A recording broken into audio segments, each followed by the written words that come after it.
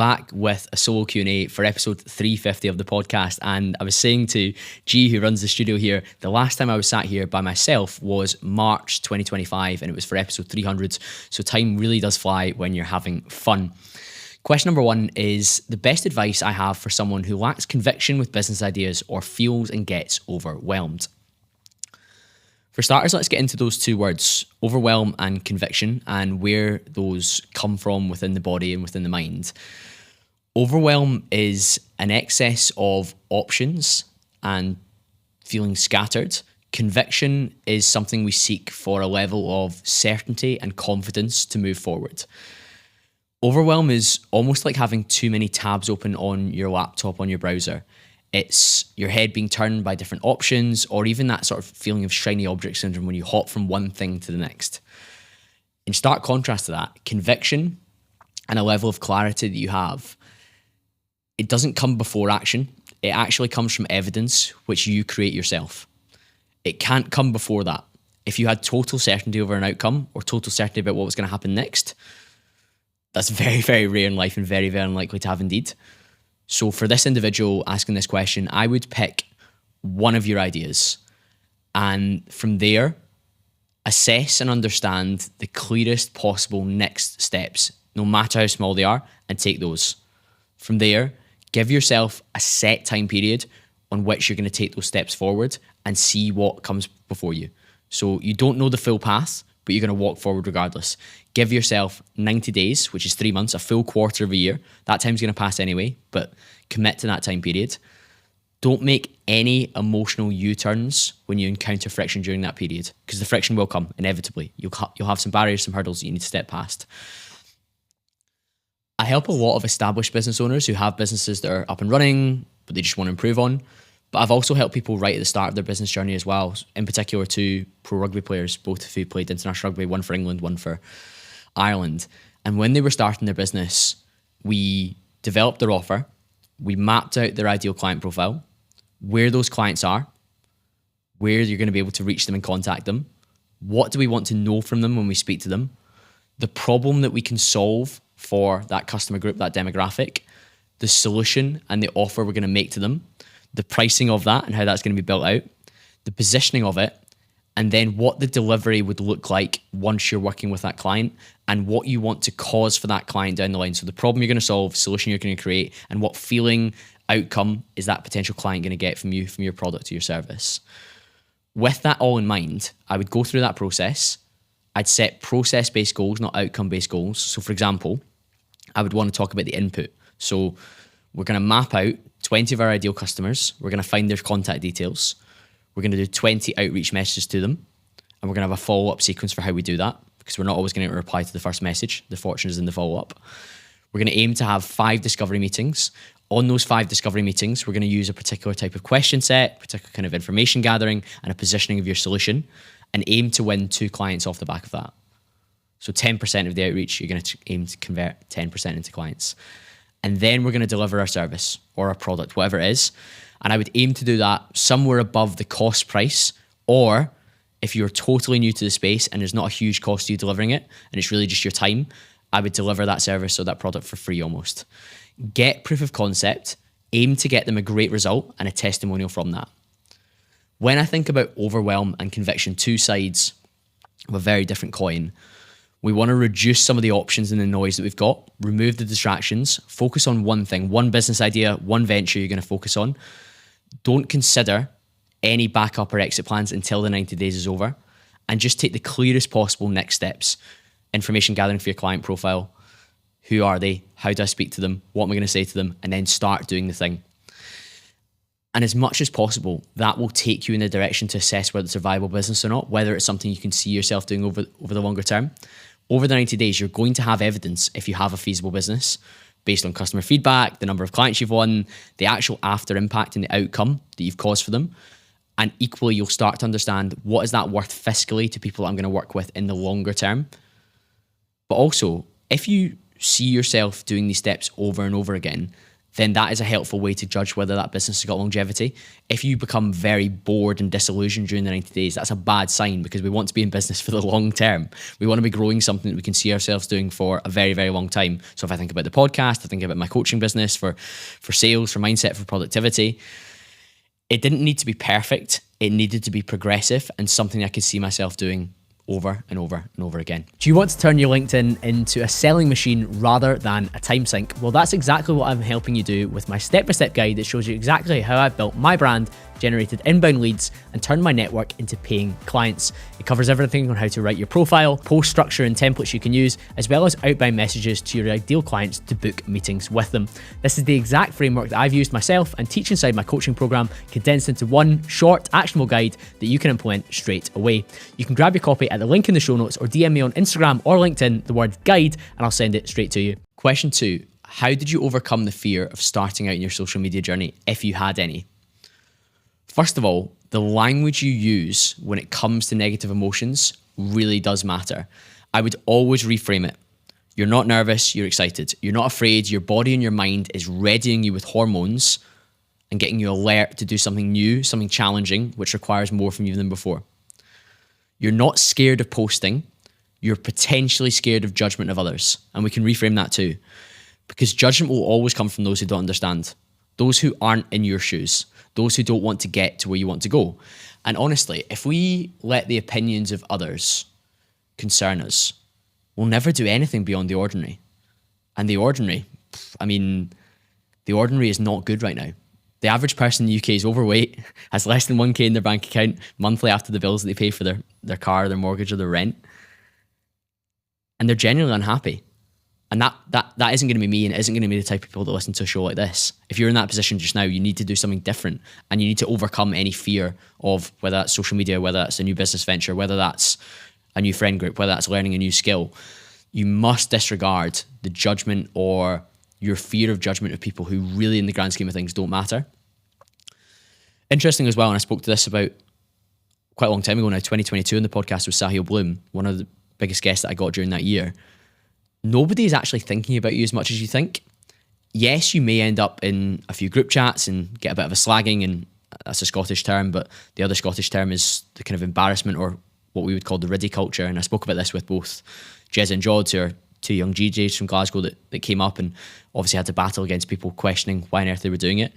And then an episode that will come out in a couple of weeks' time with Sean McCarthy that I did in this very studio in Dubai. You must not let people's slight ridicule or poking fun at a point of difference rattle and stop you, because small people want to keep you small. They want to keep you within the confines and the box and the limitations of their worldview and their lifestyle, whereas you want to go beyond that and do something different. So by the very nature, if nothing changes, nothing changes. You must step outside of that. And I even in typical social media, your first 30 pieces of content are just reps. They're not masterpieces. From my own story, I very much committed to over 100 episodes in the podcast because I knew established shows in this space, even back in 2020, all pushed to that number. Before they really noticed any real listener base, any real impact on the listeners, they had to do the reps first. And I think there's some great episodes within that first 100. Some of them are still the most played. Episode 42 with Andrew Craig is still one of the most played on the show, and that was not even a year into the show. That means that I was just trying to gain a level of authority and mastery and ability at my craft in the early days. You also need to have an element of fun doing it when it comes to your social media and an understanding of your why behind it. Things like virality, fame are not good metrics for you to shoot towards because they're so surface level and they're so unlikely to happen. Whereas for me, I enjoyed speaking to interesting people. I enjoyed researching for the guests. I enjoyed the buzz from my sales side of reaching out to somebody and getting time in their diary. Again, I'll always hark back to fitness examples. Treat it like going to the gym, because consistency there adds up over time and has an outcome at the back of it. And if I look at the podcast 350 episodes in, I'm so glad I put that time in to build my podcast, my LinkedIn, my Instagram, because when the time came to turn on the self-employment tap in July of last year, I was so ready to do so, and the results have been amazing. The only other thing I'll say when it comes to social media, I don't think we want to aim to become influencers. That term is quite tainted, and it's something that doesn't carry a lot of value. Instead, we want to think about what Daniel Priestley said on the show back in 2023. You want to be a key person of influence in your field, whatever sector that is, if it's health and wellness, if it's money and mindset, if it's business and sales, whatever it is. Become a person of influence in that space that creates valuable content for free and then has an offer at the back end of that where you can help people to implement the information that you're sharing. Question 3, all about the self-employment journey. Have you noticed that podcast guests are more interested or keener to come on now that you don't have a 9-to-5 with the pod merely as a side piece? I wouldn't say that's been massively evident, because even when I was part-time with the podcast alongside my sales director role, head of business development role, I brought such consistency and dedication. It already looked like I was committed and that this was a serious thing. Because when you go all in, people feel that energy, they see it. I definitely think there's been a continued level up of the show during the period of me being self-employed. But even before that, I was taking the craft very, very seriously. However, I am in a position where now that it's full-time, I feel even more empowered to get whatever guests I can, because I guess the credibility is even stronger in that compound. So 350 episodes, a really clear niche and demographic for people who want to improve their brain, their body, their business, and really dive into the self-improvement world. And I've got a track record of good guests even before it was full-time, a loyal, engaged listener base.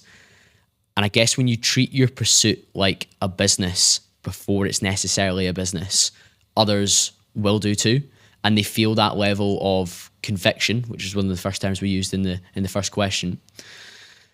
The only other thing I'd add about guests since going full-time is that I'm so free to host whoever I want now, whatever topic, as I can't get called into an HR meeting for getting told off for talking about unfettered immigration, culture in the UK, politics, or even the climate scam or potential invasive medical treatments that get mandated.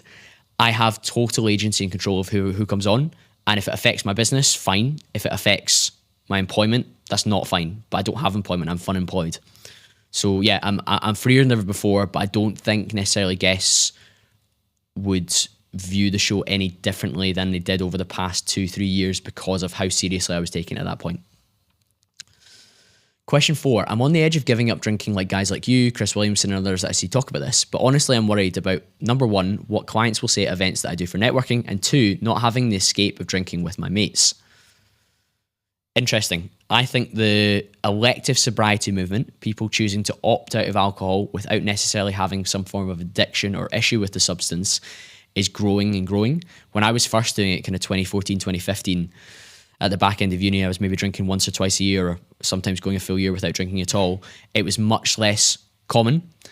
And I guess to address each point in turn, the client piece, I've never had a problem with not drinking with clients, because often they respect your discipline more than they judge it.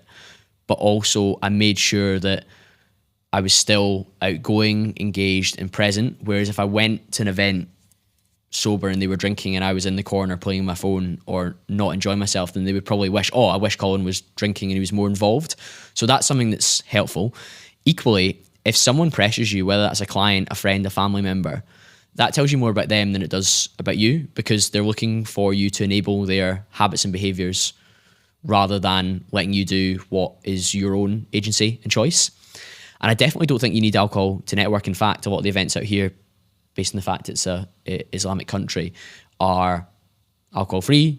I spoke to Louis Blake. The episode will come out in 3-4 weeks. He's building a space where it's alcohol-free as a networking and a social and a members hub. The escape piece with your friends, I've definitely changed friendship groups throughout the years based on opting out of going to the pub every weekend. I was never really in that culture, but I would go out to nightclubs when I was at university, Thursday, Friday, Sunday, depending on what was on.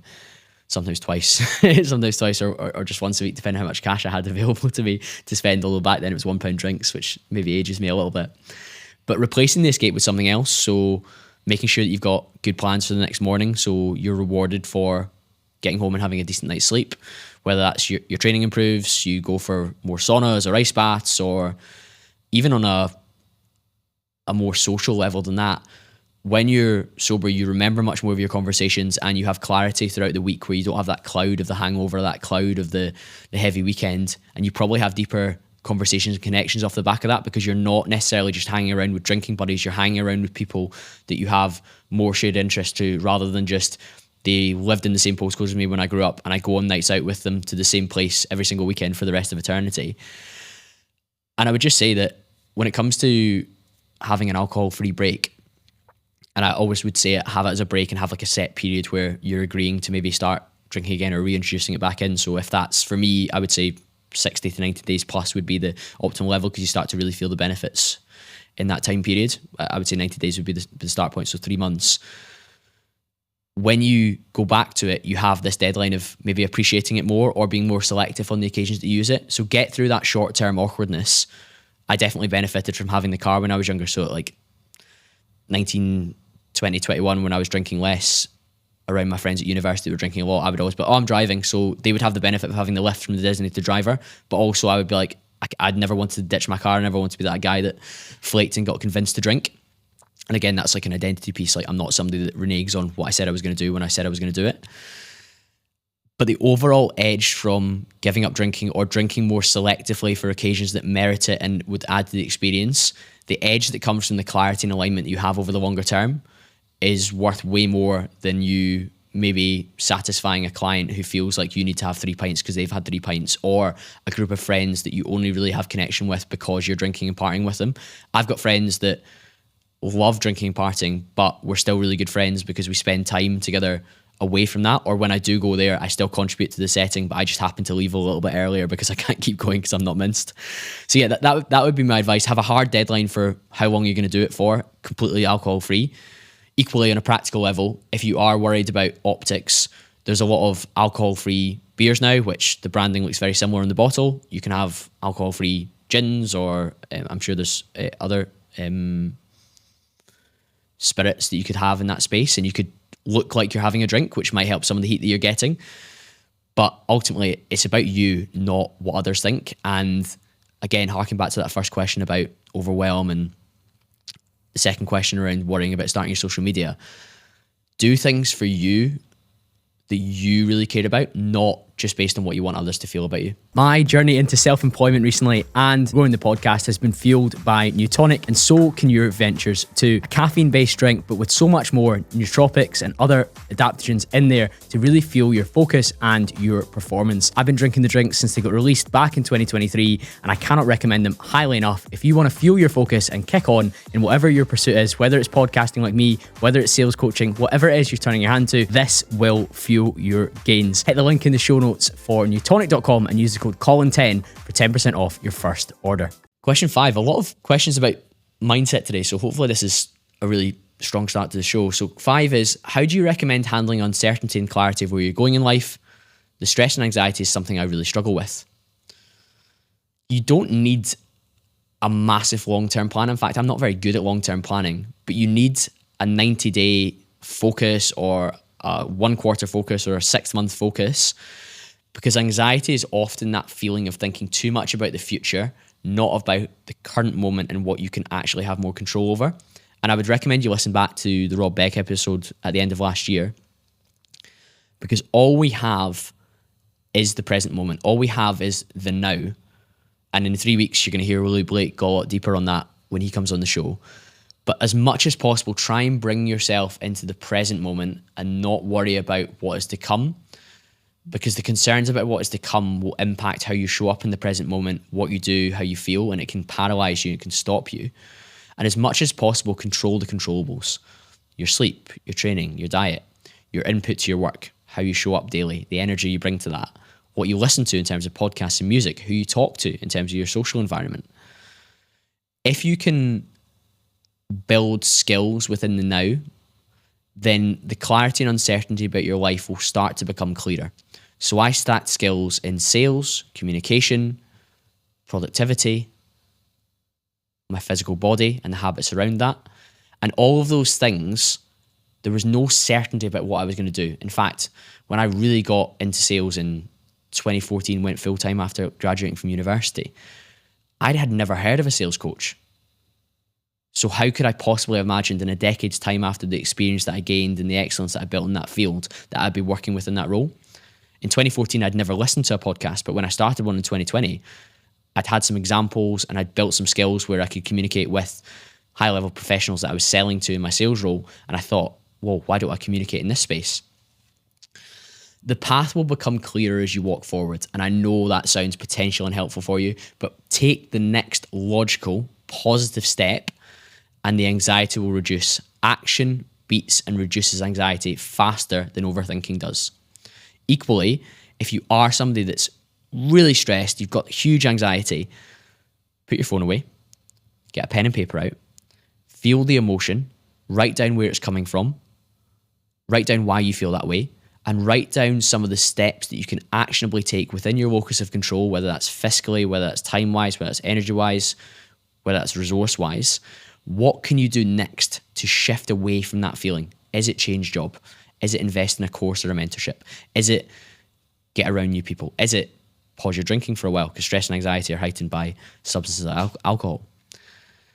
It is very important that you disregard the uncertainty because, like I say, nothing is certain in this life. I could walk out this podcast studio today and get hit by a cream taxi. I really hope that doesn't happen to be the case, but I can't control that. What I can control is how I behave within this moment, how I speak within the studio, how I present to you, the listener. And then when I go home, I can enjoy the lunch meeting I'm going to have at Expectation. I can listen carefully to the potential sales coaching client that I've got. And then when I go to the gym, I can feel the repetitions. I can follow the set program that I'm going to do. And then I'm going to go out for dinner with my friends. That's all there is. All there is the now. And I don't know where my life is going exactly, but I know that I'm taking steps to move my life in a direction that I want to move it in. Interestingly, and personal anecdote, I've had a front row seat to two people at the start of this year who were feeling a lot of uncertainty due to the circumstances in which they found themselves. And one of those people crumbled in their entirety and self-destructed in front of my eyes, while the other took a more controlled approach in terms of the inputs they were putting in and the potential outputs were down the line from that. And different approaches will lead to different results. Communication, clarity, writing down, having clear actions, not feeling overwhelmed, versus potentially being involved in busy work or low leverage activities that they think might help but are only keeping them busy rather than productive, over emotional behavior, shutting off and not communicating about the situation they're in. That doesn't help anyone. So if you are feeling uncertainty and clarity of where you're going in life, look at what the next steps are. Have time away from your phone, have time with pen and paper, and then do the work. Question 6, what's your favorite investment strategy for short-term, mid-term, long-term view, both financial and health? That's a great question. That's from one of my coaching clients and previous podcast guest, Taylor McDonald. Let's do them each in turn. So financially wise, short-term, the number one strategy has got to be producing income and cash flow in my business, or for those of you employed, that's maximizing your salary or your bonus to your commission within your work while doing something that you see yourself doing over a reasonable period. Midterm, it's reinvesting back into the business in my systems. It's outsourcing both roles and requirements in my business, whether that's to AI, whether that's to freelancers who work within my business, but also my personal lines. It's outsourcing my meal prep, my cleaning for my apartment. For those that want to really get deeper on the outsourcing stuff, read the book Who Not How by Dan Sullivan. And also, when it comes to fiscal investments, I would say that I'm also doing some what's called fixed returns over 6 and 12 months in both the property and the whiskey space. And I'm happy to introduce anyone that wants to get involved in that and they're particularly serious about it. Long term, financially, I'm investing in equities and stocks through my pension and my ISA, index funds like trackers for the S&P 500, FTSE 250, and what else am I invested in? Some global equities. And I'm also investing in crypto. So I've got 4 coins in particular, and I'm actually looking at a new project. I've only had 4 coins the entire time I've invested in crypto since 2020, but I'm looking at a 5th for the first time just based on something that's come up. So fiscally, that's my short, mid, long. Health-wise, short term, what I can control and I can invest in is my sleep, my training, my diet, and I would also add my time management within that for my bandwidth and my energy, because that allows me to be in a position where short term I can see the benefits of that day to day to some extent, but it's also compounding long term. Mid-term, I think stuff like supplements, whether that's vitamins, creatine, etc., products for my skin, my well-being, and even stuff like biohacking, like cold hot therapy. While you get some done or some benefit immediately afterwards, you also see that over the longer term in terms of your cardiovascular health, your hormonal health. And I would say also for skin health, stuff like my Notox or NX1 it's rebranded to, for moisturizer, because it's a chemical-free moisturizer. I've got a new partner potential in the show for a natural deodorant as well. So hopefully I'll announce that soon as well, because that's another thing that I'm working on for my long-term health, as well as how I feel. And then even the red light panel that I've got for skin and collagen production, that's probably, I would say, a mid-term investment, because you don't see results instantly. You maybe feel a little bit better afterwards, but it's more long-term. And then the very long-term, I would say when it comes to health, all the stuff that I've talked about will add to the longer term and add up over time while benefiting me short and mid. But I've also got a separate question on blood work where, and I'll answer that later, but I think that's something I'm going to look at from a hormonal profile. And I'm actually looking for a good partner who can service people that listen to the show across the UK to get that sort of data. And we must acknowledge, when it comes to both finance and health, the decisions we make, both short, mid, long, they compound in both directions. A bad habit can add up very quickly and start to make it negative. So in a week's time, a month's time, a quarter's time, a year's time, you show up poorly.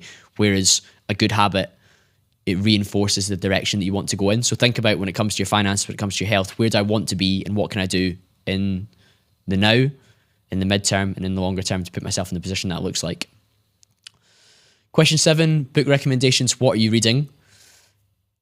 Right now, my reading habit has been shocking. I'm not going to lie, I haven't read a single page when I've been in Dubai for the last 2.5 weeks, but I'm going to get back into it when I get back home. I'm currently reading 10x is better than, or is easier than 2x. I think that's the title.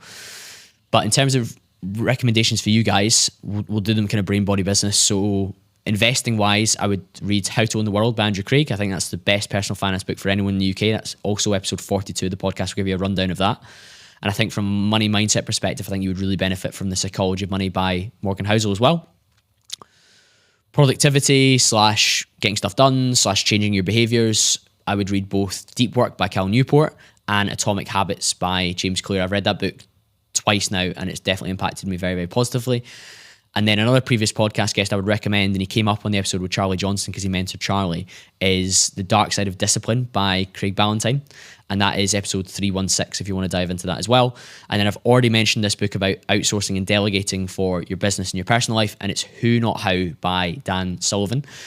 Book recommendations, pretty strong list, but for me, I need to get back into a reading habit, and it's generally just been a case of not making it a priority recently, and I've preferred to journal before bed. If I've been tired, I've not read. Number 8, what are the staples in the diet for maintaining the Cambro rig?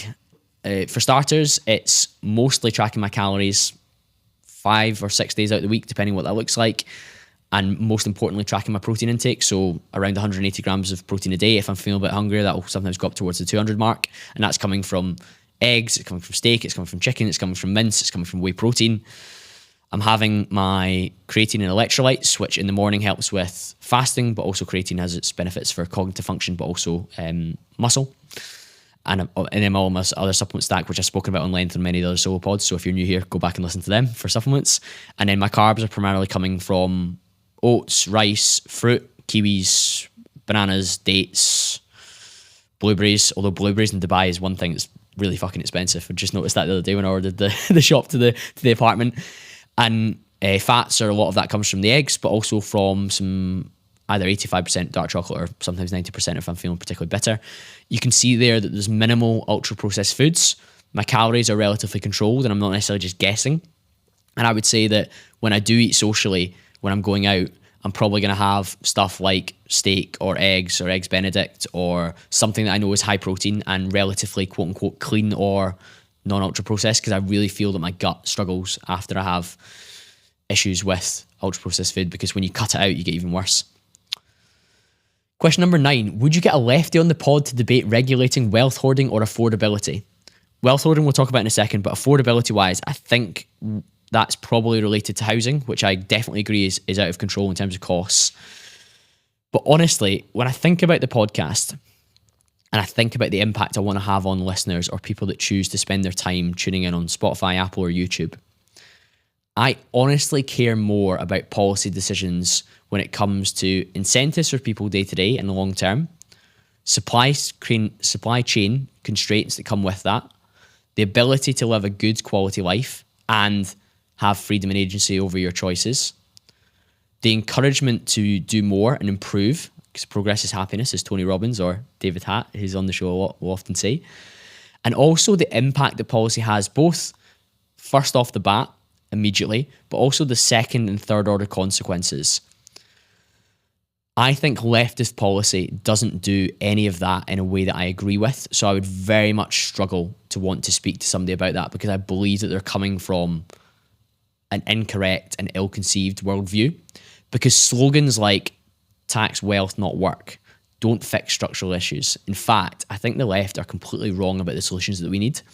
The green-eyed jealousy that is being pushed by the likes of Agari Economics and Zach Polanski from the Green Party, and the tearing down of others, won't get the level of outcome that people are striving for. And I don't believe in equality of outcome. I believe in equality of opportunity, because we are all different. Inequality in society within a delta, or within a quote-unquote acceptable range, and that'll be different for everyone, is not a bug, it's a feature of the system. Because if we all sat down tomorrow and started a training program, the exact same training program, the exact same nutrition plan, again, tailored for our exact needs at that moment in time, we would all get radically different results, because we're all capable of radically different results, whether that's genetically, whether that's hereditarily, whether that's our adherence to it, whether that's our discipline around it. And it's the same with money. And it's the same with our ability to grow within our environment. I am a huge believer in social mobility, and I think something the left have got so wrong is thinking that by tearing down those that are already doing well will necessarily help those that aren't doing well. And I think the term wealth hoarders, I disagree with. I think many people who have great amounts of wealth are actually wealth creators and business owners. And you can go from struggling to being in a great position. And I was a guest on Stephen Pettigrew's podcast. I think we'll speak about that later in this show as well. Came out on Wednesday there on the Built Different podcast. And it was in this very studio. And I was saying that business owners create wealth or income and improve the lifestyle of their employees by taking the risk to start the business, employing people within that, paying their salaries, paying their national insurance, paying their pension, which in turn pays for their mortgage, pays for their lifestyle.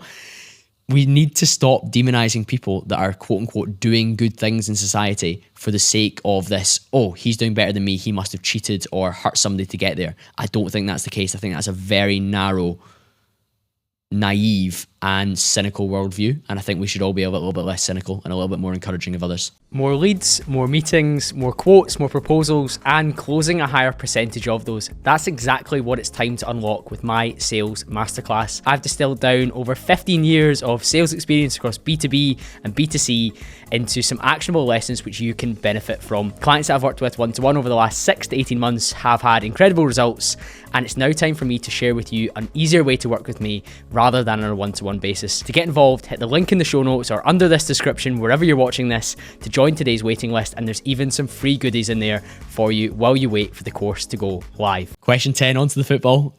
One and only question today, don't worry if you're not into that. What do you make of Hearts' title challenge? We're recording this on the Thursday after Rangers' 4-2 win over Hearts at Ibrox, so I think Hearts' title challenge took a nudge then, but equally Hearts still have Rangers to play at Tynecastle, which will be a huge game. But I would say that the momentum is moving towards Rangers if they can continue to do that, albeit the drop points at Motherwell was a bit of a sting, but I think other teams will drop points to Motherwell, including Celtic and Hearts in the run-in. Hearts still in a good position, they're still ahead. I would rather have the points on the board than anything else. I think the injuries to Cammy Devlin in midfield and Shankland up front have impacted Hearts, because they have had some either closer, like kind of last minute victories, but also they had that defeat away at St Mirren as well, which I don't think happens when they have the two of their better players. So I think Hearts are in a strong position. I hope, with my heart in my head, that Rangers really push forward. I should have said heart and hand there, actually, that would have been funnier. But I think Hearts are in a good position because I would rather the points on the board than anything else. Celtic have a game in hand on both Rangers and Hearts, so they could move closer to them. But again, Celtic have been faltering quite a lot and scraping past with, I think they've had 7 injury time winners this season, which I don't think lasts, particularly in our kind of quirky Scottish league, albeit Celtic's added time is something of a myth and a legend based on maybe pressure on the referees for previous decades. So yeah, I think Hearts are still in pole position. I think Rangers have momentum. I think Celtic are continuing to win under Martin O'Neill, but certainly not doing it in a style that looks like it's going to continue longer term. But yeah, we'll see what happens. I think the fact that the post-split fixtures mean that Rangers play away at Tynecastle and away at Parkhead will be challenging unless Rangers have a lead going into that. Question 11. How do you plan your goals for the week, month, year? Okay, so I would start with the year first. So having 3 key focuses across my life, across my body, and across my business. For the quarter, I would break those down into measurable outcomes that I want to achieve, but the processes that sit behind those. In month, I like to have projects. So in January, I had my coaching business. I was working in-house for 2 businesses, doing fractional sales work, delivering sales for them. And there was the non-negotiables weekly that led to me delivering on those different projects for the podcast, for my coaching, and for the fractional sales work. And then it's having some time and a formal review process to review that every single Sunday to make sure that I'm living in alignment with the loftier goals for the month, for the quarter, for the year. And then if I strip that right back, having daily time blocking, so I know that within the working day, what I've done that gets me towards sitting down on a Sunday and being like, okay, that looks pretty good. Because if you track what you're doing across your brain, your body, your business weekly, what we're doing compounds over time and gets you towards those larger goals. I'm actually not amazing at having the really big lofty goals. I did set one fiscally for the business this year, which I've never done before because now it's full time. I kind of have to treat it even more seriously. But I'm working back month to month and week to week to see what that looks like in terms of number of new clients, number of sales made for a client that I'm working in-house for, and going back from there. If you're really serious about your goals, your productivity, your focuses, your energy, and how you get there, then my Peak Performance Blueprint will be linked in the show notes. It's £27 for the first half of this year. I've done it at that price because I think I can help a lot of people and I want the positive feedback from it. Or if you can't find the link, you can DM me on LinkedIn or Instagram, the word Blueprint, and I'll send you it across. And I think that'll be a big help. I've actually had great feedback on it from the listeners that have purchased it so far. Question 12. Promised I was going to answer something on this. So, do you ever get your blood work done? If so, how often and what service do you use? I've had my blood work done twice. The last time was 2023 with a clinic in Glasgow. I was pleased with the results in terms of what I got from it, in terms of what it told me, and it validated a lot of what I was doing, but I wasn't happy with what that clinic were encouraging at the back end. They were pushing me to use IV drips on a monthly basis rather than my monthly supplement routine, which isn't convenient for me. I don't want to go into Glasgow City Centre and get an IV drip every month. I want to just take my supplements in the morning, which I'm very well researched in terms of what I want to get from them as well. So in terms of blood work, what you want to get from that is things like your testosterone, your lipids, your thyroid, your inflammation markers, your vitamin deficiencies and levels that they're at. And with that data, you can remove some of the guesswork because previously there was probably some supplementation in my diet that wasn't necessary. Interesting, funny result from 2023. I was drinking White Monster back then. I'm more of a tonic guy now, but still partial to a Monster. When I'm out in Dubai, a C4 is really good as well. Monster has a lot of vitamin B12 in it. So my levels for that were actually off the charts. And the guy was like, do you supplement with vitamin B12? And I was like, no. And he was like, do you drink any energy drinks like this? And I was like, yeah, okay, that's where that comes from, which is quite funny. So you don't always know what's boosting your levels as well. But when you have the data, you can work back to what your habits and routines are and your inputs are to get your output. But yeah, blood work wise, I am speaking to 2 different partners. I mentioned again in a previous question about working with them for listeners to get a discount code. And of course, I will go through that process to make sure I'm happy with it and the data they provide and the interventions that they recommend off the back end, because I do not want to partner with somebody that is pushing a solution, because I'm not funneling you guys into a sales process that I'm not comfortable with as well. But with the data from the bloods, I'll be very interested to see what comes up in 2026 versus 2023, because since then, my testosterone level was reasonable back then, but post 30, I've taken Tonka Ali, which I'm sure many of you have bought from Pure Sport or with my code Cambro10, or I think Momentous is probably one of the other suppliers that does a really good version, not the shit you get on TikTok shop for Tonka Ali, because that's mostly sawdust if I'm honest. So yeah, I will start getting my blood work done. I think it's more important at the age that I'm at, and given the fact that this question keeps coming up, and when I put it on my story yesterday in Dubai, the number of replies to it, like, oh, do you have a recommendation based in Glasgow or based in, I had a couple of people that were further down south as well. I want to find somebody that, if worst case scenario, we get a local partner, best case scenario, we get a UK wide one for every listener. Number 13, is the state of the roads in Glasgow intentional? I would argue yes, but I don't know if it's intentional by the people that are enforcing the decisions. I think they're just misallocating budget and there's underinvestment in things that really matter.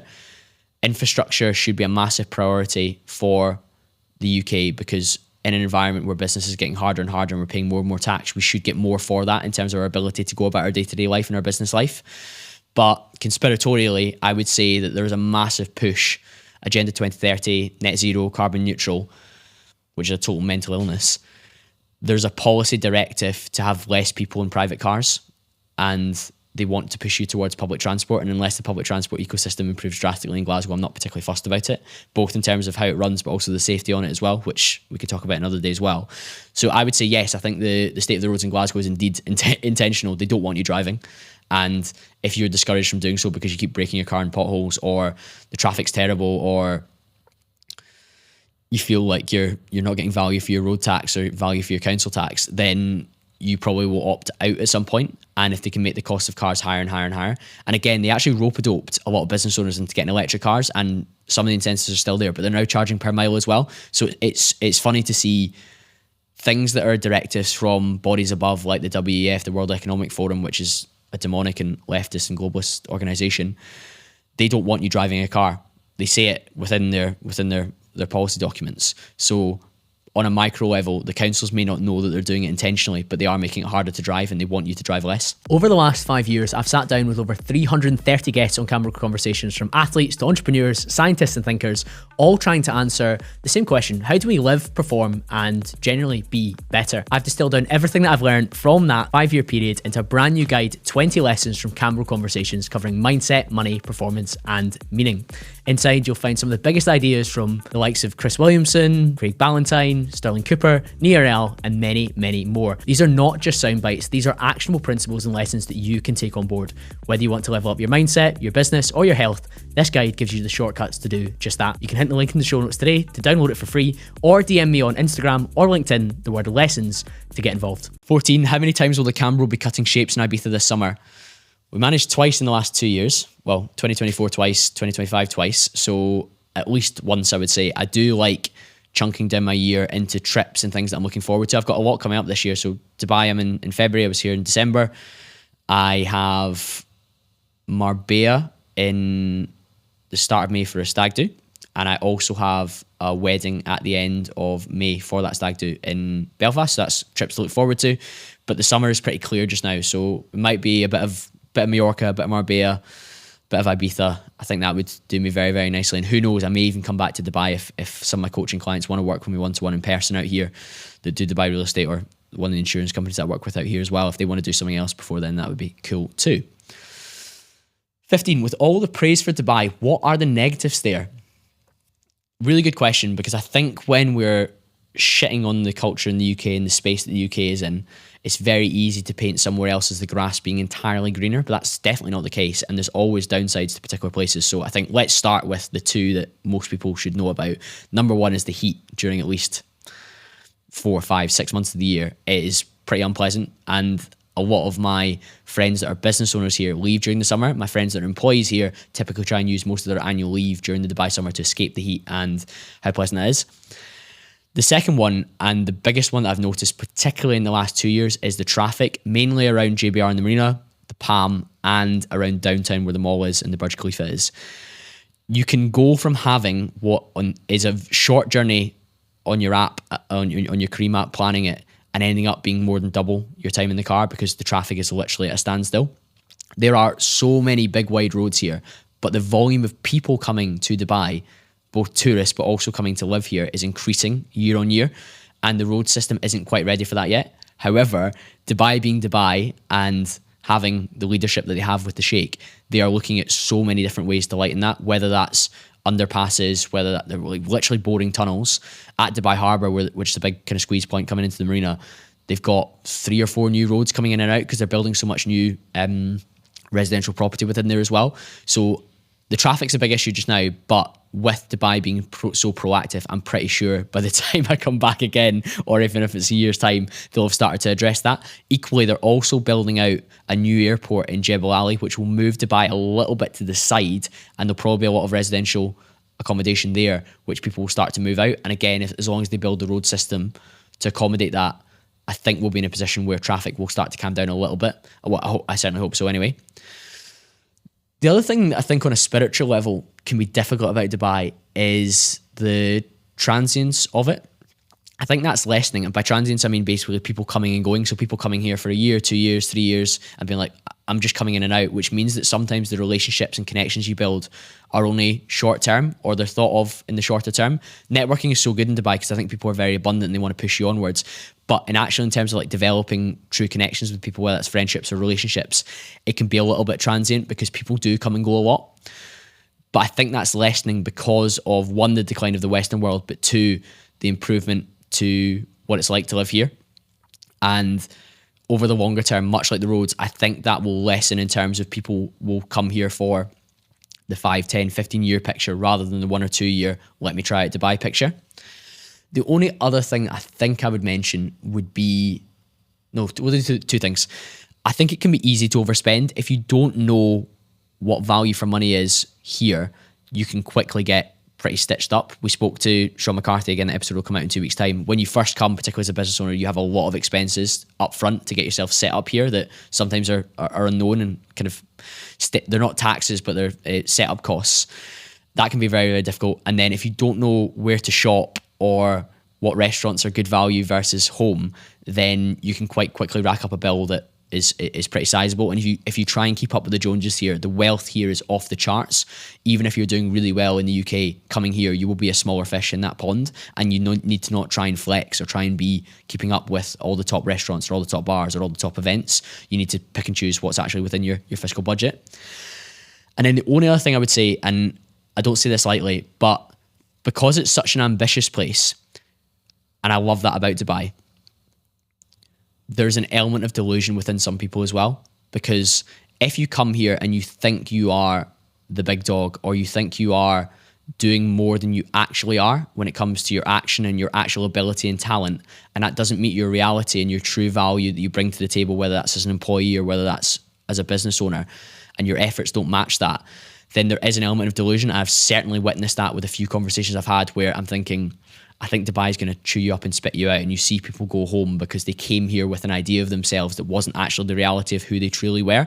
And Dubai is a punishing place for that, because you need to be doing well here to stay above the water. And even families that I know that have come here that are relatively successful, they've still spoken to me a year, 2 years in about basically still like treading to stay above the water, because it is really, really competitive and they're trying to establish themselves. So remember that when you come here, you must still join the dots between who you say you are and where you're at just now in order to survive, but also most importantly thrive when you're here. Question 16, what beliefs around money, success or productivity have you had to unlearn? Interesting. I think we all have predispositions that we start off with that we need to work on over time. So for me, one was definitely around investing. I come from a family that is very fiscally cautious, and I'm very glad of that stable upbringing. But equally, neither of my parents were investors in the stock market, in crypto, in funds, in whiskey, in property like I am. So I had to unlearn ideas that money was just to be saved. It was also to be used to try and scale and to grow and compound over time. That would be one. Being self-employed. So while my dad is self-employed and has been since before I was born, probably the best part of 35 years, the way we're educated within the system is went to Bearsden Academy, which is a good state school, get a degree, go to Glasgow University, get a 2-1 or a first if you can, get a graduate job, work your way up, become a manager. That was something I had to unlearn, because I very quickly became disillusioned with what that looked like, and I knew that I was capable of having my own thing.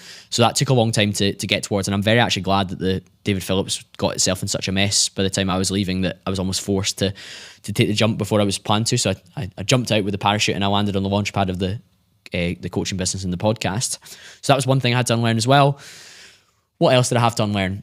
I think from a productivity perspective, I've probably had to unlearn that busy is best, because you do need times where you shut off or you consciously do something that's restful. So even yesterday, I had a really good day, met one of my coaching clients, Yasa, who works in real estate, for an in-person session rather than one of our StreamYard calls. I had the gym planned in, which was intentional. I had research for an upcoming podcast guest. I had my slide decks to build for 2 coaching clients for Monday next week when I'm back.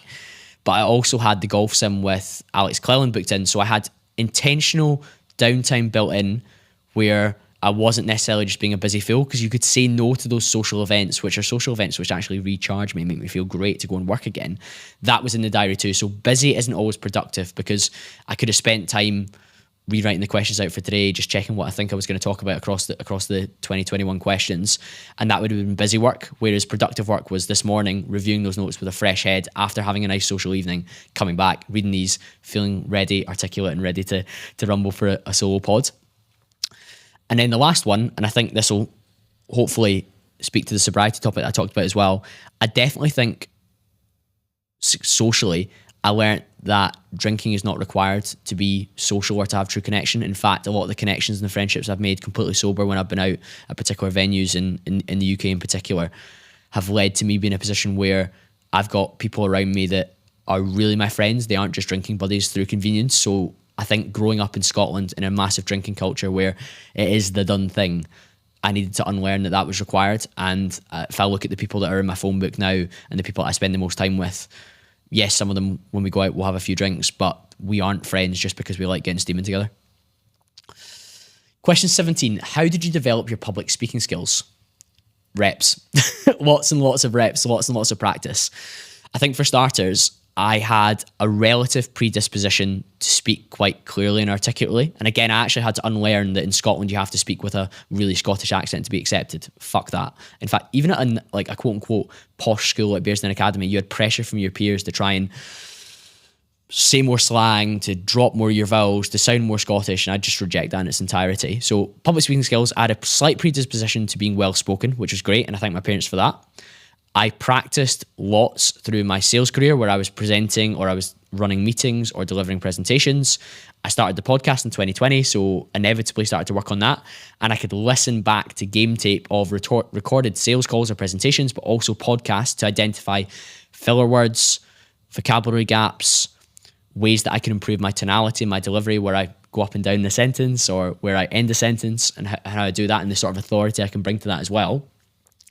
I would also say that I would recommend what I would call structured notes, bullet points, rather than scripts. When you first start, yes, you may want to almost have it scripted, and you can practice your talk that you're maybe giving or your presentation that you're giving within work with a script to start with, but learn the words and learn your topic and your subject matter, and again, speak on something you know something about as well, which is helpful. I would also say I studied great communicators. So I watched podcasters that I looked up to. I watched sales professionals that I looked up to, and I saw the way that they carried themselves, maybe some of the hand movements they did, maybe some of the body language they have, maybe some of the enunciation that they used, maybe some of the vocabulary they used, and started to work on that. And again, I guess the last thing is the rehearsal part is very important. Verbalize long before you have to actually deliver the presentation, especially if it's one of your first ones. And remember that slowing down, typically if you're a Scottish person like me, we do predispose ourselves to speak more quickly than we should do. And again, we were speaking to my friend's Italian girlfriend recently, and she was like, Colin, you need to slow down. And I said, okay, sorry, because English is not our first language, of course. So treat the people you're speaking to like English isn't always their first language. That's a helpful prompt.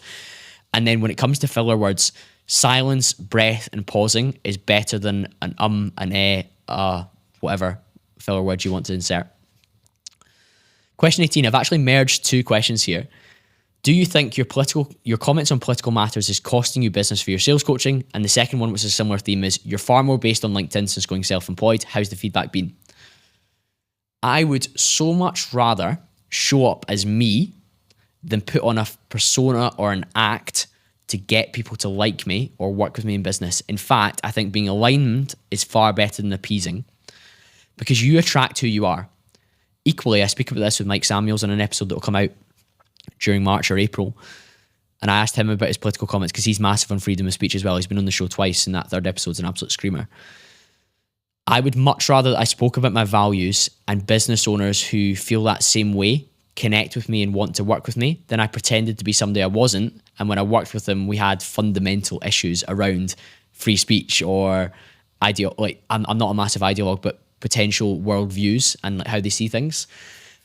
And equally, I think if I'm speaking about the likes of a reform or restore Britain or freedom of movement or lower taxation or less bureaucracy, business owners who want to improve their sales process probably think the same way and probably don't like Labour, the SNP, the Green Party, the WEF, the WHO, the EU, the UN in the same way that I don't. So I don't think I'm probably losing much business, if at all, because people who want to do better in their business probably share a lot of those values as well. And if I speak about the second point around LinkedIn, I've got much higher quality conversations. People know what I stand for and they like what I stand for. And if I'd rather be something and someone to a smaller group than nobody to everybody, sort of just this kind of mellow beige grey man. And I would say from LinkedIn, I've had way more inbounds, people wanting to work with me because they see what I stand for and they like that. I've had some disagreement, but the disagreement has come from people that I don't really care about their opinion and I don't value what they have to say. Like, I'm welcome to them saying it. Like, I'm a big believer in free speech, so they're more than welcome to disagree with me about wealth taxes or about unfettered immigration or about the green agenda or the climate scam.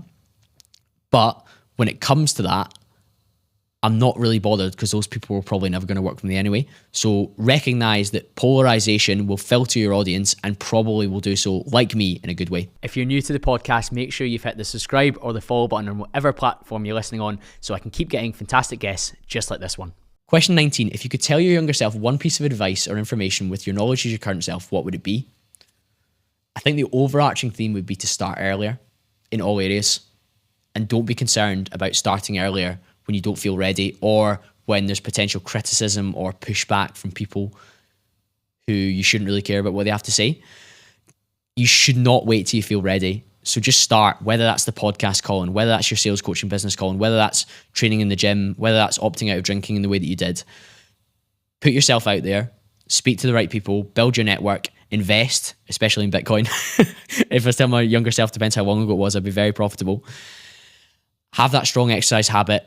Know that you want to be somebody that's known for being in shape and looking after their mind and their body, and continue to see yourself as the guy that you want to become and act like that over time. So start earlier and try and become that high potential, high performance individual that you try to continually show up as. 20, a more salesy one, let's do it. So when launching a brand or company, what's the fastest way to scale sales rapidly? Again, I mentioned in the studio, I spoke to Stephen Pettigrew. I hope a lot of you have enjoyed that episode on the Built Different podcast. I got great feedback so far and some of the clips are very funny. I was pretty fired up. And that's exactly what I teach to so many different businesses I work with, whether it's somebody that's established or whether it's somebody at the very start, like the two pro rugby players. Across my standard 4-call package, we're looking at who's your clear ideal client profile, what's your one core key offer that you're going to sell, how are you going to aggressively outbound with structured templated messages and frameworks, what's your discovery structure going to be like in terms of my let's questions, my 5 C's questions set that I'm going to use to understand what my customer cares about and how I'm going to position my solution. What's my follow-up process? Anyone that's got the free download that's linked in the show notes for the follow-up process knows about the 2 Ds, do and deadline. How are you going to objection handle common queries and FAQs, frequently asked questions that come from your customers? How are you going to track your metrics in some form of CRM or Excel in terms of who have you outreached to, what stage of the funnel or the process are they at? And is it a completed quote? Or is it an agreed quote? Is it a delivered job? And in most cases, when launching a company or a brand, you may have to charge just about enough to cover your costs or get customers in for free or a low cost that allows you to get proof of concept at the start, testimonials, which then allow you to increase your prices and scale from there. There's no rush. We must get the sales in to understand, is this going to work? And then over time, can I justify more over time? The first sales coaching workshop I did in November 2022 for a business that approached me to join the company as their head of business development, but I said no to because the numbers didn't stack. I coached their team and I charged a lot less than I charge now because I had to build up my expertise and my value and understand how was I going to do it. And then what was the after impact of it? And when it was good, I could go again, charge a little bit more, go again, charge a little bit more, and build from there. So when you're launching, go through that process and build from there. Quick drink and we'll finish off with question 21.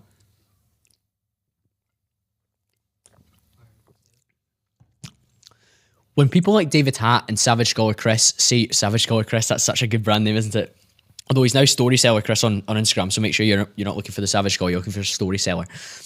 When guys like that say you're a man of integrity, guys that are successful, how would you say I become a guy that people would say that I'm? It's a bit of a word salad, this one. So how would I say I could be someone who is more like that too with integrity? Okay, so yes, it's nice to receive compliments from guys that I respect, great business owners, great friends, great family men. How do you as the listener become somebody that people see as having integrity?